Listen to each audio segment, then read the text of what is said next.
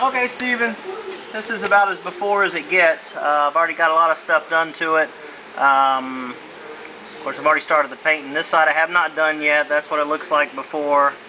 I've still got to get your upper control arms off and change those bushings.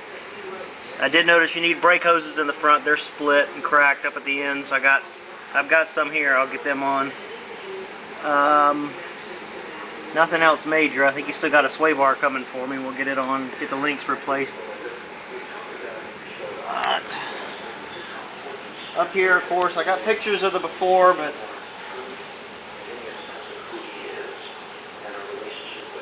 don't have any video, so sorry. This is a video in progress. Of course, you can see I got the headers on, plugs in, intakes on, carburetors on, distributors in.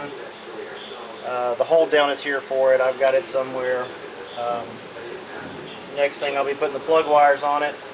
I gotta reconfigure the brackets in the front to get the AC mounted and the alternator mounted, which is sitting over here. I got it cleaned up and painted for you. But still got a lot of wires to loom up and just to dress it up a little bit, make it look a little better.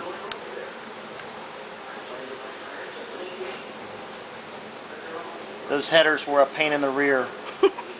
Hope you're happy. Anyway, they're on there. They were a chore.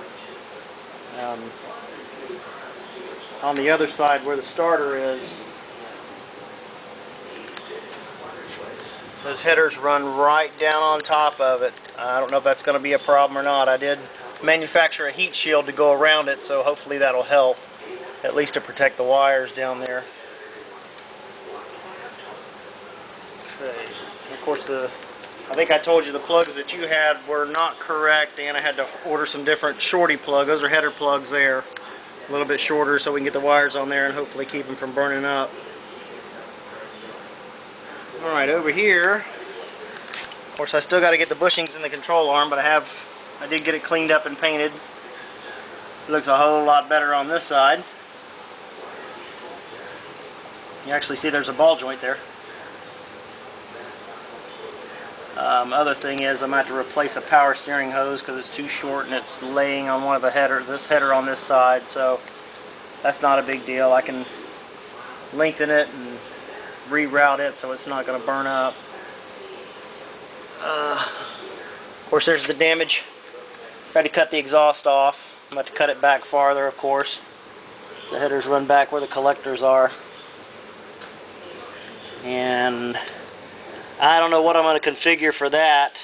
So we certainly don't want to run it to the exhaust shop with open headers, but we'll get to that. Maybe we can rig something up without having it towed there. Okay, the back, I've got it jacked up in the front, so I can't really get you a good picture of the back of the springs and the shocks. I did it first. Lay down here, see if I can get you a picture.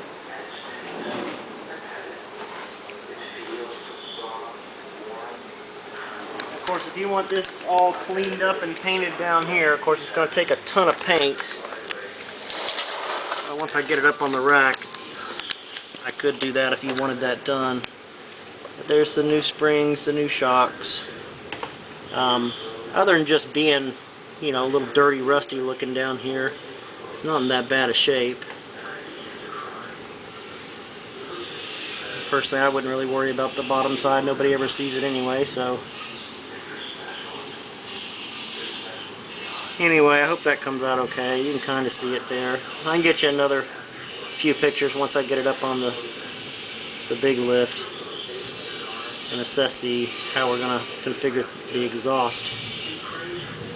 So anyway, we're not far from being done. I want to get the plug wires on it and get those brackets made for the alternator and the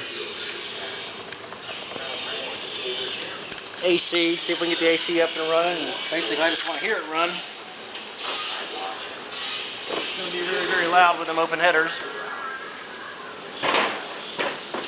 Sound like a race car.